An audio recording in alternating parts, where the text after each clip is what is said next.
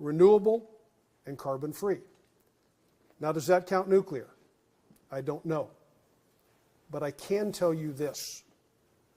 The same interest that got this law passed in Virginia, in New York State, got Indian Point 2 and 3 shut down, the nuclear plant which provided 25% of the electricity to New York City, shut down Vermont Yankee in Vermont, and then threw a fit when they had to put up more transmission lines to bring power from Hydro-Quebec, and got 3 of the 4 nuclear power plants in California shut down. So until somebody writes into a law that nuclear is okay, I'm not going to believe that it is and going to act accordingly. There is also the U.S. Inflation Reduction Act.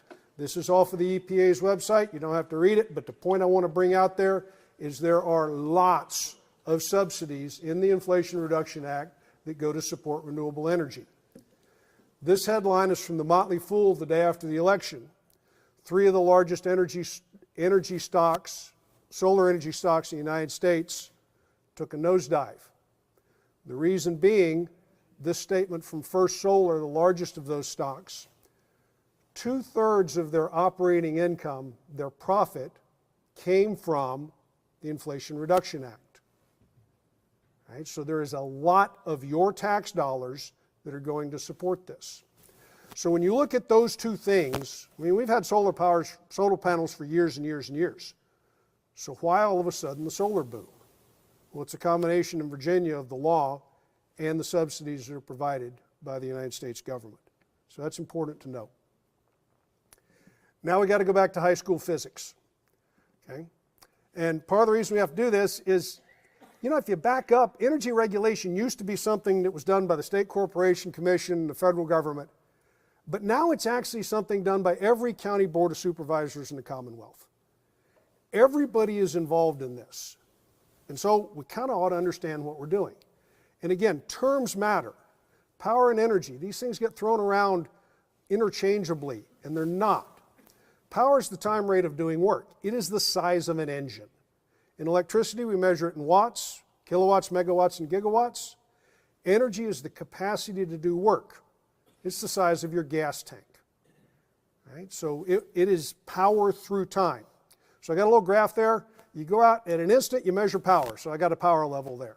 I do it again, and I got a different power level. In another minute, I do it again, and I keep doing it, and I've got all these power levels. If I take the area under that curve, that's the energy. That's how the two are related. So the electrical grid has to supply enough power, and it has to supply enough energy. To use a farming analogy, your tractor's got to have a big enough engine, and it's got to have enough fuel in the tank. It's got to have both. And so be very careful when you listen to someone talk about, oh, we're going to supply all the energy needs. Well, the question is, okay, can you supply the power? Or we're going to supply the power needs. Okay, at which point of the daytime? So either of those that are said begs another question. So here's scale for power, just to get an idea of what these mean. A watt's really small, but a kilowatt, 1,000 watts, that's what a coffee pot pulls. You plug in your average coffee pot, you're pulling a kilowatt worth of power. A megawatt is 1,000,000 watts. 2 of these 700 horsepower tractors, that's a megawatt, give or take a little bit. And 1 gigawatt is the typical power output of a commercial nuclear reactor. Not a plant, because a plant often has 2 reactors, but 1 single reactor is about a gigawatt. So important to understand the scale. Let's talk about electrical infrastructure. Every infrastructure system has 6 functions. Count them, 6, and I'm going to show them to you. You got to have all 6. If you only have 5, you got 0. And it doesn't matter which 5 you have. You must have all 6. First, we're going to generate it. We have to make it. Second, we're going to do bulk transmission. We're going to move large quantities, long distances with limited access. Nobody actually connects to the bulk transmission system. Then we're going to distribute it. We're going to move small quantities, short distances, and we're going to connect that to a user. Now, does that look familiar to anybody? Has anybody seen those 3 terms before? If you tell me no, I'm going to tell you what you haven't done. You haven't looked at your power bill. Because if you actually look at your power bill, there's a generation charge, a transmission charge, and a distribution charge. You pay for all three of those separately. The fourth one, is use. It's the most important one. Somebody wants it, in this case electricity, and will pay. Ideally, that is the same person. But with federal subsidies, it is often not the same person. Every infrastructure, I don't care what it is going to produce waste.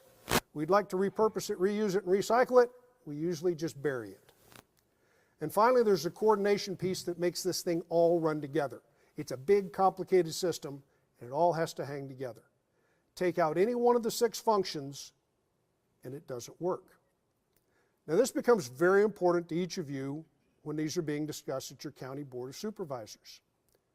When you discuss one part of an infrastructure system, you must discuss the other 5 functions as well. And a great example is the data centers we're seeing exploding all over Virginia. Data centers are a user in the electrical and the water infrastructure. Developer comes in and says, I want to build a data center. Nah, it does all this stuff. Okay, you get to build your data center. Well, 3 weeks later, somebody comes in and says, I got to put up another distribution line. And then somebody comes in and says, we got to put up a transmission line. And then somebody says, where are we going to get the power? Because we didn't ask those questions the first time. So whenever you hear anybody talk about one of these functions, ask about the other 5 functions. And I know Loudoun County and Maryland are dealing with this right now with their transmission, battles of transmission lines. All right, here's this thing called the grid. We hear it all talk about time, the electrical grid. Actually, in the United States, we have 3. We have an Eastern, a Western, and Texas. And Texas always gets a bad rap about this, but it's really not. Anybody been to Texas? Whole lot of nothing. Drive for 8 hours, you're still in Texas. All right, and this is a function of how the electrical grid grew. It started in the cities and it grew outward, right? Since there's a whole lot of nothing in the outskirts of Texas, there was just nothing there for years and years and years. And so the 3 grids do not interconnect. So here's a trick question. All questions are trick questions. In the Eastern Interconnect, which is where we are, how many machines are there? I know the answer. Anybody want to take a guess?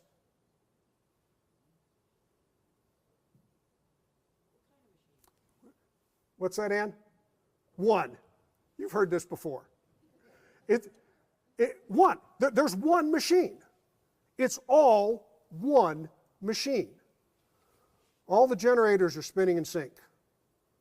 All the motors are spinning in sync. All the clocks, at least when we had manual clocks, you know, the old flippy clocks, are all tied to the electrical grid. They take their time off of the electrical grid. All of it's in sync. Was anybody in the Navy? Anybody in the Navy? Engineer on a ship by any chance? When you pull that ship into the port and you want to shut the engine down and connect to shore power, what do you have to do?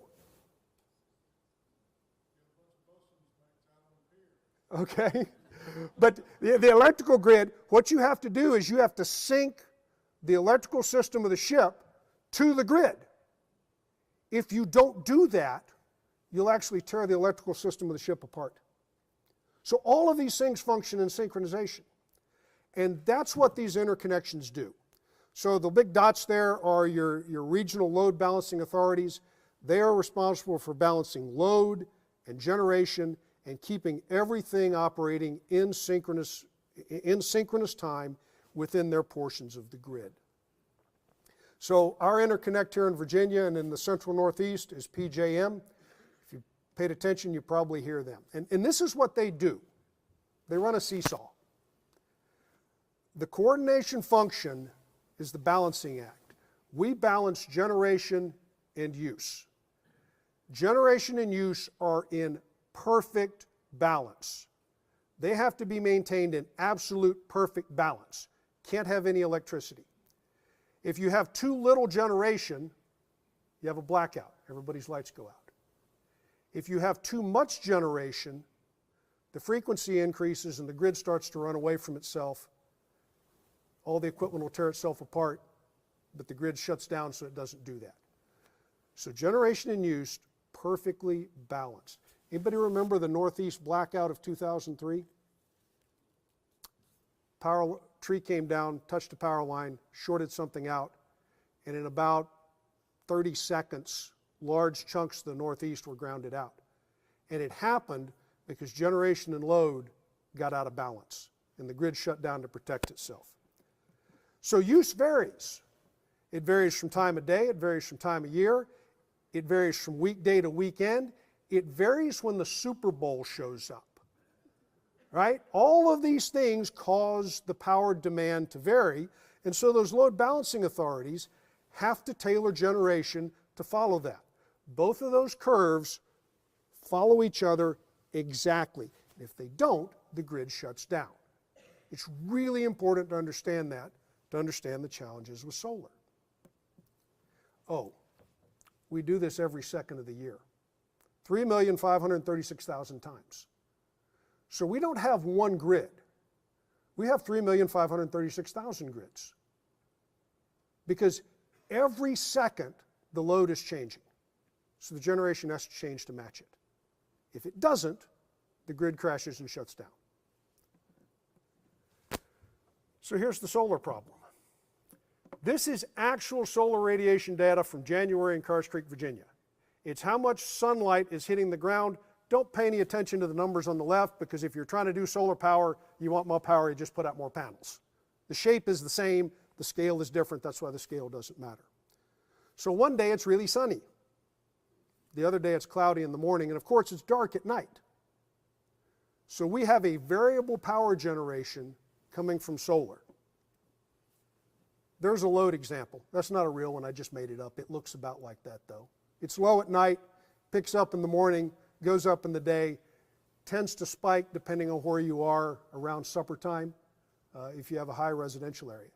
And so the question is, how do you get the blue line to match the orange line?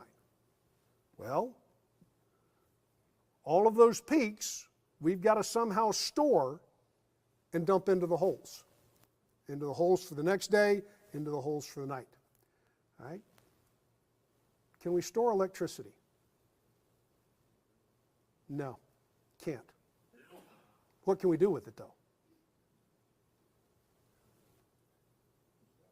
You can do a battery. You can convert chemical energy into battery. You can convert it to potential energy with a pump storage unit. You can convert it to heat energy and store it in a bucket of sand. So there's all sorts of things you can do to store it, but you can't store the electricity. If you have too much, you have to store it. What happens if we can't do anything with that big peak where generation exceeds demand on solar? We actually disconnect the solar field from the grid. It can't be on the grid. If it's making too much power, it has to be disconnected. We'll talk about that here in a little bit. Let's talk about replacing natural gas with solar. What would it actually take to do this? And we're going to look at one plant.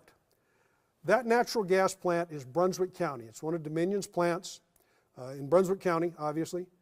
It produces 1,358 megawatts. That's the peak generation for it.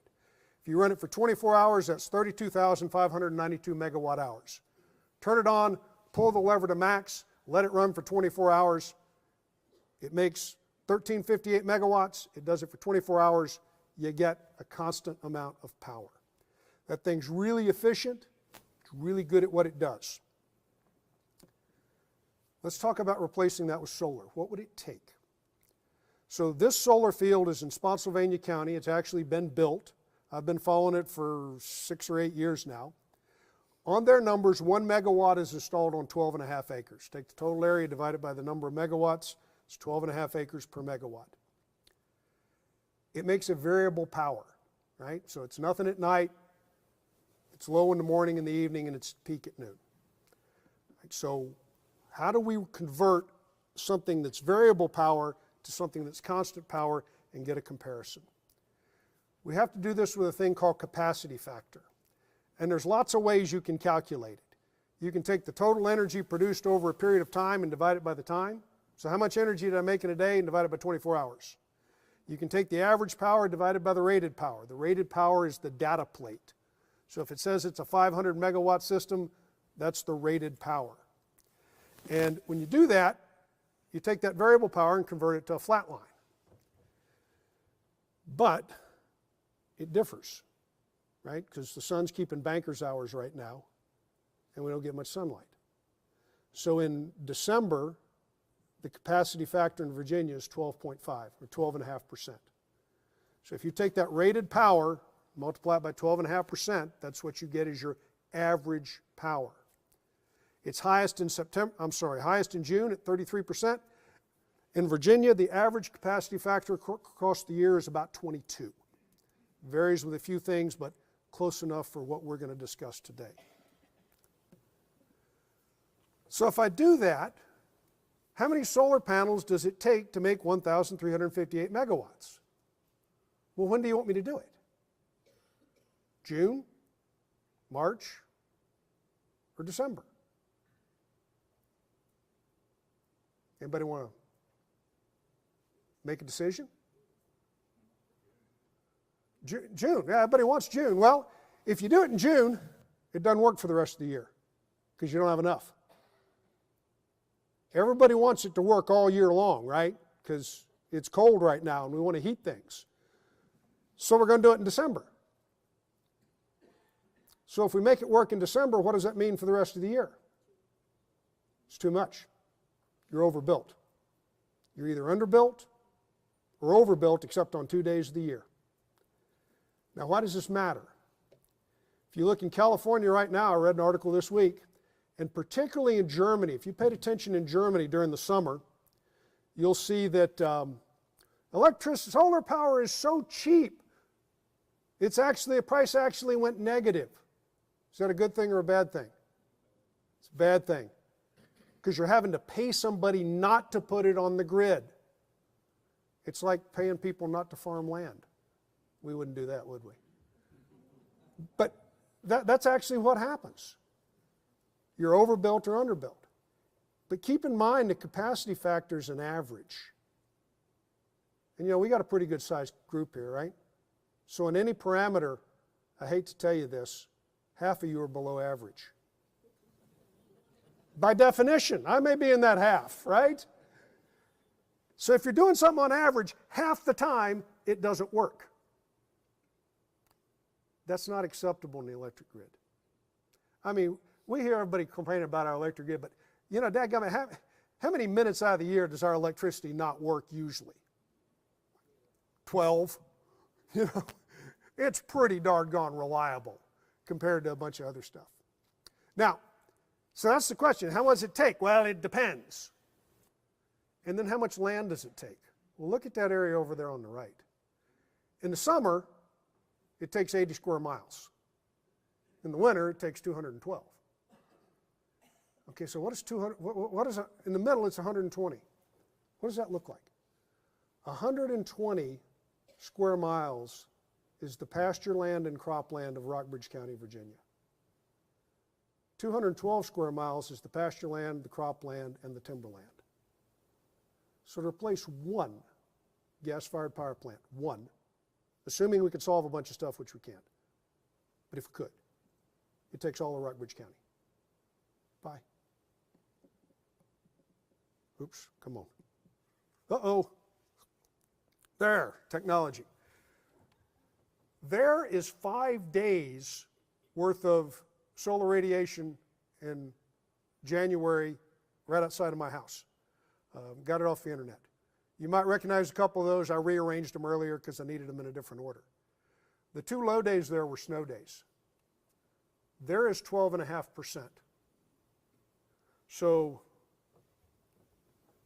I got to get that to fill in that hole and that to fill in that hole. But what fills in over here? Can I make enough on these 2 days to fill in these 2 holes and these 2 peaks and these 2 holes, and can I store it? I don't know. This is what we have for storage in Virginia. Right here in Bath County, we have the largest battery, at least in the Western Hemisphere. I think the Chinese might have built a bigger one. It's a pump storage plant. We take water from down here, we pump it up here at night. When electricity is cheap, in the daytime we let it go from up here to down here, and we sell it. 3,000 megawatts, 24,000 megawatt hours, so it'll run for 8 hours. It's 80% efficient. So to get those 24,000 megawatt hours out, we have to put in 30,000 megawatt hours. It makes negative energy but positive money. And how to do that? How? Your power bill is the same regardless of when you use the power. If you're an industrial customer, it actually varies from time of day. At night, we have lots of extra power, so it's cheap. During the day, we don't have extra power, so it's expensive. So what they do is they pump it up at night for 8 cents a kilowatt hour, and they run it down in the daytime and make 10 cents a kilowatt hour, and they make money on the margins. And they make a lot of money fast. It takes about one of these to replace the electric, to make the same power as the gas-fired power plant.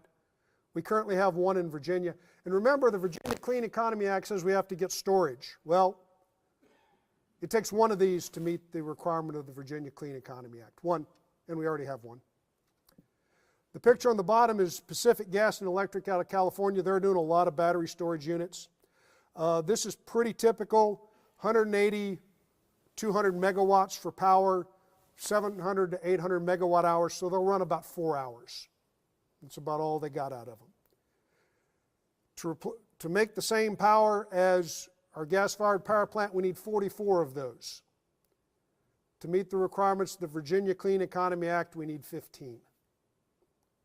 What's in the Virginia Clean Economy Act is budget dust.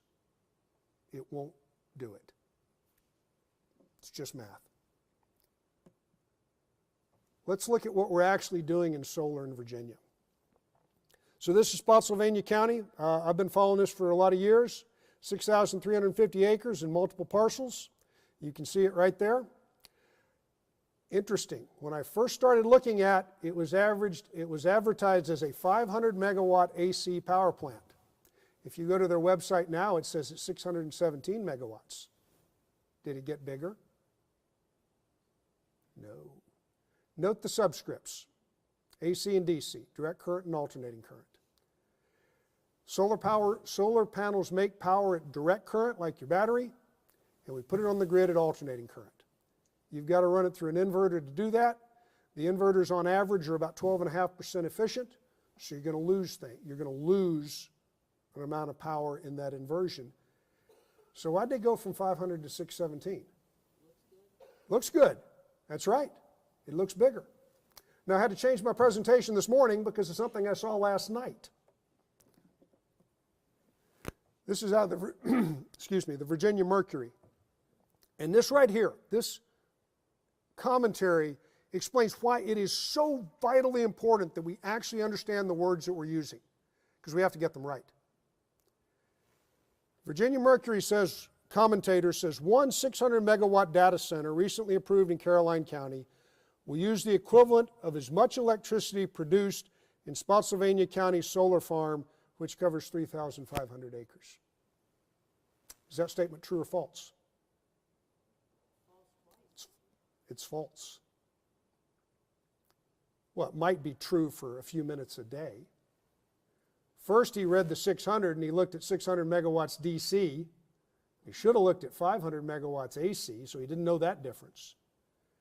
And second, only on the sunniest of days does it produce 600 megawatts. At night, it produces 0. If you actually wanted to look at the energy consumption of that data center, it's 600 megawatts times 24 hours. So if we're going to do that, we got to apply a capacity factor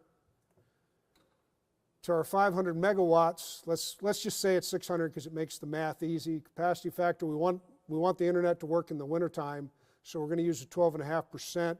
That means times 8. That means we actually need 8 of these. Assuming we could solve the storage problem, which we can't, we need 8 of these. I tried to do all these numbers to remember in my head. 8, let's see, that's 44 square miles, if I remember correctly. 44 square miles to supply one data center. Let's make it 40 because that'll make the math easy. How many data centers are there in Virginia? I tried to look it up. I think it's over 400. Let's say it's 400. 400 times 40. 4 times 4 is 16, and there's 3 zeros. 16,000 square miles. Did I do that math right? I think I did. 16,000 square miles just for our data centers. Anybody know how much farmland's in Virginia? I got that number later. Woodbridge Solar in Albemarle County. Albemarle County's put up a lot of them, or at least approved them. This one, 138 megawatts, 2,300 acres. It used to be industrial timber. We're going to restore timberland by turning it into solar panels. That's what their website says. Pennsylvania County, 1,500 acres, 120 megawatts. Look at the way it's cut up. These big sites are all cut up like that. They're wrapped around houses and roads and other facilities. This one's going to serve Amazon Web Services in Arlington. They like to say they're going to do that. Charlotte County. Charlotte County's interesting. 2 projects, 7 more are approved. 1,500 megawatts, 27,000 total acres. I mean, look at the Randolph Solar Project there. I mean, I don't know a lot about it other than what I read. I've never been to Charlotte County. But that solar project is bigger than all of the cities, towns, and other things in Charlotte County. It's huge. It's absolutely huge. The UVA Weldon Center, I found this a couple weeks ago, has a really good database, tells you what's been approved, what the status, what's not been approved. I've tried to pull the numbers. I think I'm about right, but I'm reading them all off of graphs. They don't have an actual table. 315 have been approved, probably 316 because Rockbridge County just approved another one, totaling 220 square miles and 15,177 megawatts. That's what we've approved in Virginia so far. So where are we going? This is Dominion Energy, their integrated resources plan that they have submitted to the Commonwealth. Their forecasted power in the next 15 years will double. It's gigawatt hours there on the left, but it doesn't matter what it is. It's going to double, times 2. If you read it, the question's why. Data centers are most of them. Population use doesn't actually change very much. Residential use doesn't change much. We're not sure what the impact of electric vehicles are going to be on that. We're not sure what some of the other impacts are going to be. How many of you heat with propane? I do, okay? Everybody wants us to convert to heat pumps right now, right? Well, that's going to add more to this grid. Going to be a lot of changes. So that's what their forecast is. So here's the question. This is the question. And I don't think anybody knows the answer to it. I don't know the answer to it. I got a guess. It's a bad guess. It's not good, but in 2045, when we are required to get all of our energy from renewable or carbon-free sources, how many square miles are covered in solar panels? What is the demand? And how do we map one of those into the other one with battery storage? Because you have to do it. On solar and wind, you cannot control the generation. You can shut it off, but you can't make it go on. So if it's on, what have you got to do to store it so you can use it? You can read articles out of California. They're facing this right now. They have way too much generation, not enough transmission, not enough distribution, and no way to store it. Because they talked about one of the 6 functions of infrastructures. Let's do some math. Here's a thumbnail. I always tell people, it's like, if I'm wrong, because I tell people I'm probably wrong. But if you're going to tell me I'm wrong, you got to show me how the math's wrong. You got to do the math and prove me wrong. Take the annual energy report from Dominion, divide it by 365. That takes 713 megapacks that I showed you before to store it for 24 hours. 22 pump storage units in Bath County. Takes 22, we got 1. You divide that by 24, you get the hourly average. That's how much our generation has to be. 21 gigawatts, that's what we need. Divide that by 12.5% because we want it to work in December and January. That comes out to 173,516 megawatts installed. That's 3,329 square miles. Add some stuff for conversion efficiencies, and you're at 30% of the farmland in Virginia. It's 30%. It's a third of our farmland. Is that right? I don't know. But I will tell you this. Nobody's told me what that number is, and I've asked. I've asked professors at Virginia Tech. I have looked at everybody's website that talks about stuff. What does it look like when we're done? And nobody can tell me. That leads me to one of two conclusions. One, they know and they don't want to tell me because they know it's bad. Or two, they don't know and they haven't asked. I don't know which is worse. I would love to stand up here as an engineer and tell you this is an engineering problem. We crunch a bunch of numbers, we get a bunch of this, and this is the answer. 2 underlines, answer, done. It's not. It's not an engineering problem. It's a political and social problem. And I could put up a bunch of quotes, but this one out of Cardinal News, which is one of our online Virginia newspapers, it's pretty good. That's the title, A Showdown Over Solar is Coming to Virginia. We have some uncomfortable politics developing. Key industry in Northern Virginia is dependent upon rural Virginia, particularly South Side, to make sacrifices on its behalf.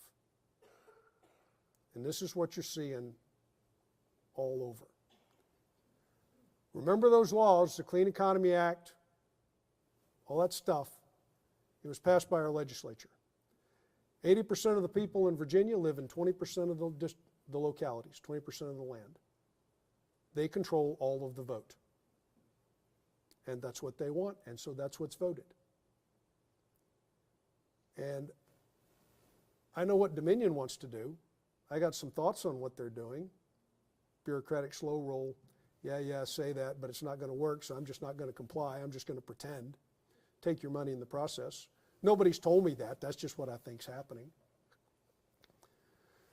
But at some point, those politicians are going to say, nope, you're going to do it. I mean, they did it in New York, in Vermont, in California. Let's talk about what happens when we lose farmland. And again, this is important when your county talks about it. Farmland underlies everything we do, right? And we don't think about how collective we are as farmers. Not the communist kind of collective, the neighborly kind of collective.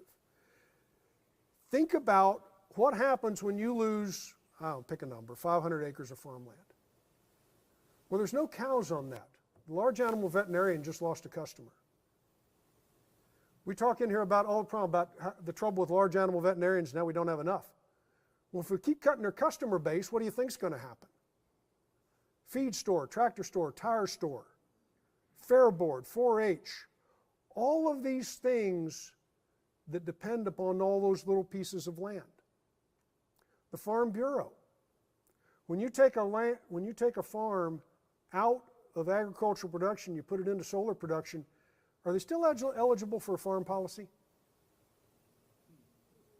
How many farm policies does the State Farm Bureau need to write to be able to write farm policies? Insurance is a collective risk proposition. You got to have a big enough risk pool to share the risk.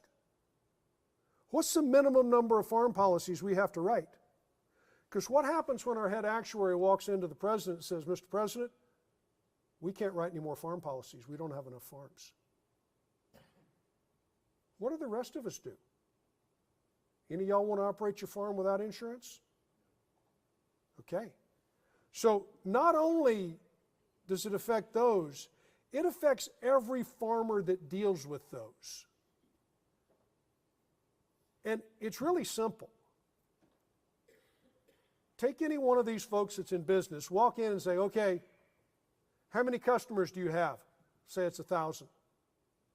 What's your profit margin? 5%. What's 5% times 1,000? That's 50. That business is 50 customers away from going out of business, or at least a substantial reduction in size. I would submit to you, a lot of these folks are closer to that than they recognize. And when we go in and we start permitting all these things that take up farmland, we're not just letting that farmer do what that farmer wants to do with that land. We're actually we're impacting our local economy. And one of the things I've studied is actually how local economies collapse. And this is it. You lose a farm, you lose a farm, you lose a farm, you lose the feed store. And it goes da-da-da-da-da, and then something happens, and then it drops. You lose the post office, you lose the school, you lose the hospital, you lose all the things that make the community function. All right, so somebody said, all right, so what do we do about it? I don't know, I'm just a stupid farmer. We don't know the end state of the Virginia Clean Economy Act. Our legislator and governor at the time started us down this road without knowing where it's going. People ask me, is this a good idea or not? It's like, I don't know, because I don't actually know what the idea is. If you told me we could achieve all the things we want to do with solar panel with 250 square miles in the Commonwealth, okay, we can have a discussion on that. But nobody's told me what the number is. It seems to be just, oh, we need another one, and another one, and another one, and another one. That's a really good idea to end up somewhere you don't want to be. Or really have our kids looking at us and say, or our grandkids and say, Granny and Gramps, why the hell did you let them do this? I think we're going to need a lot more land than we think we need. I think it's a lot more. I think it's a really big number. And part of the reason I think that was if it was a small number and it could be defended, we would have been told it. Somebody would have done the math. We haven't solved the storage problem. Supply and demand have to be in perfect balance. And the great advantage to nuclear power and gas and coal and things like that is it's got a lever. Need more, need more, need more, need less, more, less. I can do that. You can't do that with solar. If I've got more, I can connect more, but I can't make it more. And I can't store it. You say, oh, we're going to do batteries. I like DeWalt tools, DeWalt, Milwaukee. You guys like those? If you got a DeWalt drill and you're using that sucker all the time, what do you do every year? Replace the battery. They're the same thing. Every battery's got a cycle time, except the pump storage one. Right? It's still got to be maintained, but it won't cycle out. We don't know what to do with those when they cycle out. Cost-benefit analysis. I like cost-benefit analysis. I think the person that gets the benefit should pay the cost. But city folks they want the power, they want the votes, they get the benefit. We get the solar panels. We might get some money. They might throw a little bit of money our way. But what does it do to our economies? And who controls the land? Because we just had this one. This is what was told our board of supervisors. Developer says, I'm going to develop this thing, and then we're going to sell it. Who are you going to sell it to? Dominion or another Fortune 500 company? Okay. Like, wait a minute, time out, full stop. You're going to sell this lease to a company who's not from here, has never been here, doesn't see here, doesn't know here, doesn't care about here, has no interest in here, and they're going to control ever-increasing portions of our county for the next 40 years? Yeah. That's what we're doing. We don't know the end state. All right? I did. I don't want to stand up here and say something wrong. I've studied it, I've read it, I've asked. I really don't want to say something wrong. And if I had said something wrong and you know better, please correct me. Because I don't want to say things wrong, but boy, I sure would like to be wrong. I would like it to not take a third of our farmland. I've talked to people. guy at Virginia Tech, I asked him these questions. I said, has anybody studied it? He says, no, they're not going to. I'm like, why not? Nobody will pay for it. Nobody wants to know the answer to that question, so they're not going to pay for the study. And finally, I don't know what the rest of y'all are going to eat. The least profitable thing you can do with farmland right now is farm it. You guys know that. You struggle with it every day. I got an unsolicited solicitation to put solar panels on my land. This thing, just flyer came in the mail. We'll pay you $2,700 per acre per year. That's 100 times what I could get for a pasture lease.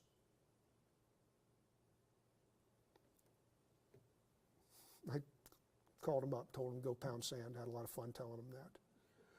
But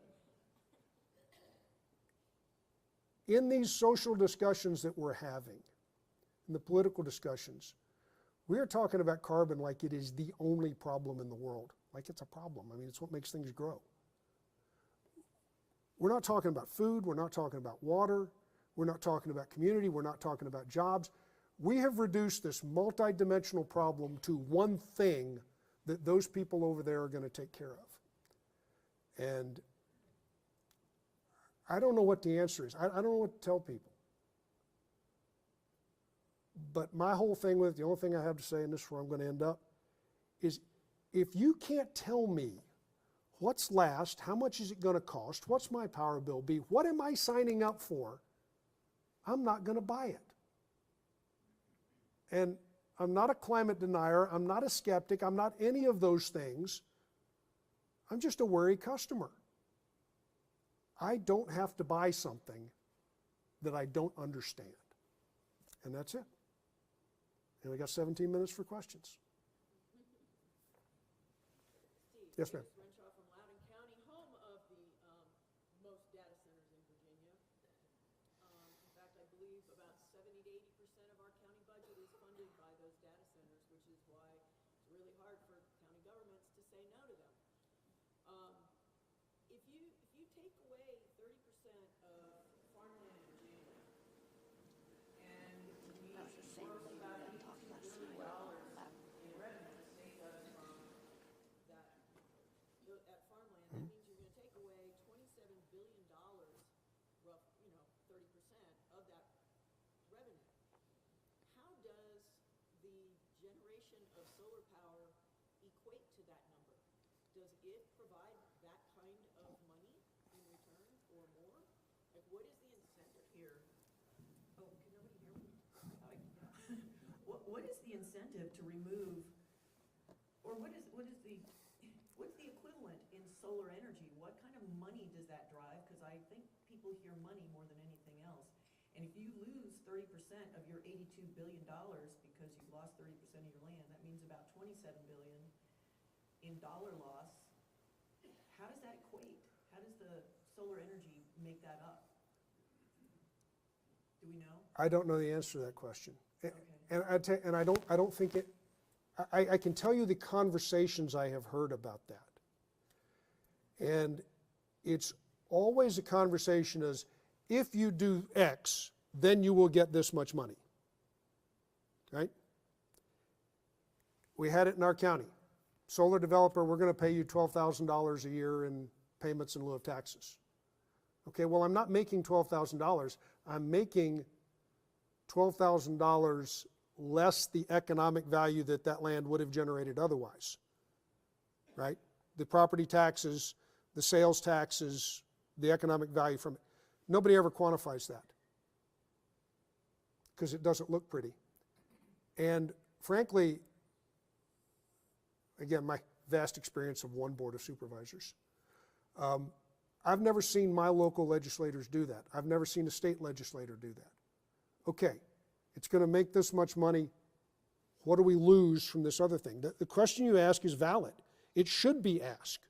It should be answered before a decision is made, because your benefit is actually the delta between the two, which might be small, or it might actually be negative. So I'm sorry for not knowing the answer to that question, but again, I don't think a lot of people do because I don't think it's being asked. So that's something that farmers need to be asking our Yes. local legislators, right? Yeah. Is you stand up and say, I'm losing this.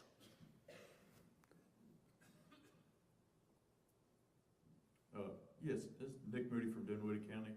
I had a question. You mentioned the $2,700 an acre and lease it for annually.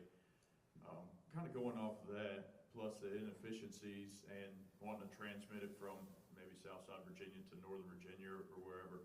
Has anybody talked about the cost of energy this way in relation to our traditional methods? I mean, as a user of the power, it kind of scares me a little bit too, on the fact of, what's my power bill going to be if we go out and lease however many, square miles of solar panels at $2,700 an acre? Okay, that's a really good question. The developer that showed up to our county brought in something from the Energy Information Administration that showed the levelized cost of energy. I'm not sure how they calculated. I meant to look it up, but I didn't. It showed that solar energy, even without the subsidies, is about 90% of the cost of combined cycle gas-fired power energy. That's what he showed. Which begged two questions, the first of which was, then why do you need the subsidy? We didn't ask that. But they compared these two things like they were the same thing. But they're not.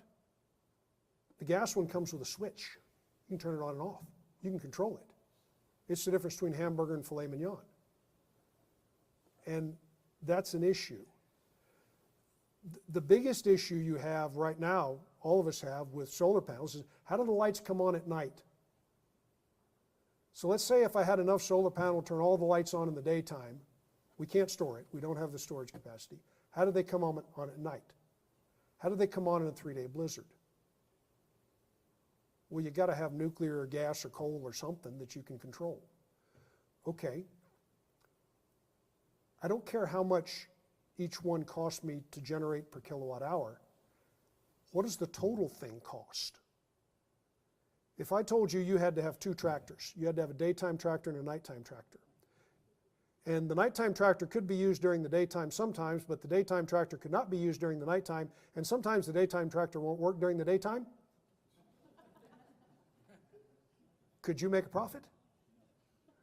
Or if you charged enough, you could. But that's what we're doing. That is flat out what we're doing. And it's not to say you can't do some productive things with solar panels, but we're talking about trying to operate a grid on it. I don't know. The other thing I don't know is, remember, when you put a generator over here where there wasn't one, and it's got a sister here and a sister there, you're going to have distribution lines to collect them up, and then you're going to have to have a new transmission line. And then you've got to maintain the gas plant over here because you want it to work at night and during a snowstorm, and it's got a distribution and transmission line. You don't pay for just the generation of electricity. You pay for all the generation and the distribution and the transmission and the coordination and the waste management. Because what do you do with a solar panel when it gets done? We don't know. You pay for all that. I don't know how that gets cheaper. And again, you can see this in California. The articles are, internet's great. You can read local papers from all over the country. Yes, they've got lots of solar. They've got a glut of solar. Their prices keep going up. It's more and more expensive. It's not less expensive. Not from the system perspective. All right, I've got a question for you.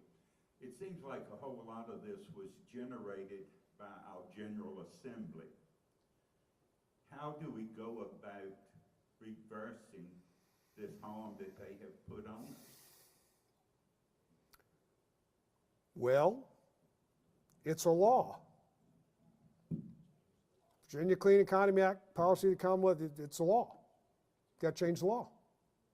Got to elect somebody new. I hate to say it, but good luck with that. Virginia has 133 cities and counties. 11 of those constitute 50% of the population. 33 of them constitute 80% of the population. That's where the political power is. We're going to do what they say do. You got to change the law. Well, okay, here's what I think Dominion's going to do. Now, they're never going to admit this, and I don't want to get sued for saying this, but I was in the Army. Any of y'all in the Army? Right? You know the brash young lieutenant that knows everything and the old platoon sergeant? And the lieutenant shows up and says, we're going to do this. And the platoon sergeant says, go right ahead. And when he falls flat on his face, he goes, picks him up, and dusts him off, and takes care of him. I don't think the math works on this. That's Hart's opinion. And I think the power companies are just going to wait and let it fall. Okay, see, doesn't work. Would you like us to flip the switch back on this gas plant? I think that's what's going to happen. Or, the thing that I think is more hopeful, anybody remember the compact fluorescent light bulb, the CFL? You remember those got shoved on us? Government said, you must, you must, you must. And about 4 years, and everybody hated them. Can't throw them away, we threw them away anyway. And about 4 years later, the LED light bulbs came out. It's like, okay, this is something I can live with. It actually works, it's usable, it's efficient, I like it, the price is good, the technology was right. I am concerned that we're actually going to get some better nuclear technologies and better gas technologies. The most recent gas turbine I looked up, is like a 63 megawatt power, all of Rockbridge County, fit in that corner of the room. It's 80% efficient. You stick your hand in the exhaust, there's no heat left in it. You just can't get much better than that. The technologies for gas and nuclear are going to get better. And when we actually start employing them, the solar technology, I think, in these massive fields is going to fall by the wayside.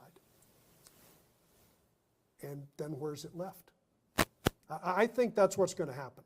Hart's opinion, I'll see you in 15 years. We'll find out.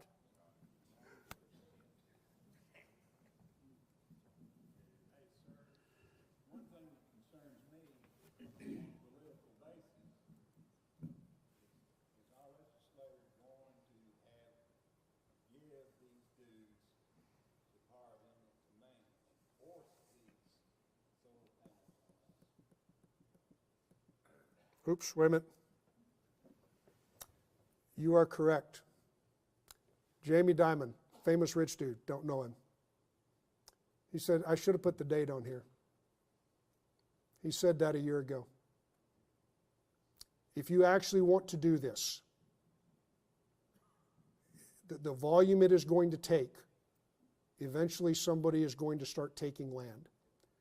And the question is, can they do it? Can the government take your farmland and give it to a private company to make solar panels? Yes or no? Yes. The case is Kelo versus New London of Connecticut. They can absolutely do it. Isn't that depressing? All right, we're about time because Martha's got to come up here and do her stuff. I'm here through lunch. You want to stay and talk? I'll stay and talk with you. If you got questions, I'll give you a card. I'll answer your questions. I'm not paid by anybody. I did get lunch from the Farm Bureau today, but and breakfast. But I'm not on anybody's payroll. This is my opinion. You can take it as Paul Harvey said for what it's worth. If you want me to come talk to your county Farm Bureau, if you'll buy me dinner, I'll come talk to you. And I certainly appreciate it. Thank you for coming. Appreciate your time. Thank you so much. Thanks. That was so good. People were like, so good. Okay. Thank you so much, Stephen. Thank y'all all for being here. If you really liked hearing farmer to farmer, hearing from another farmer about a topic that's really relevant to you in your county right now, please make sure on the evaluation at the end of convention, please say you like it and you want something else and offer up some other topics. So thank you. And Martha's going to come up for our delegate orientation at 10:30. So we've got a little break. Thank you.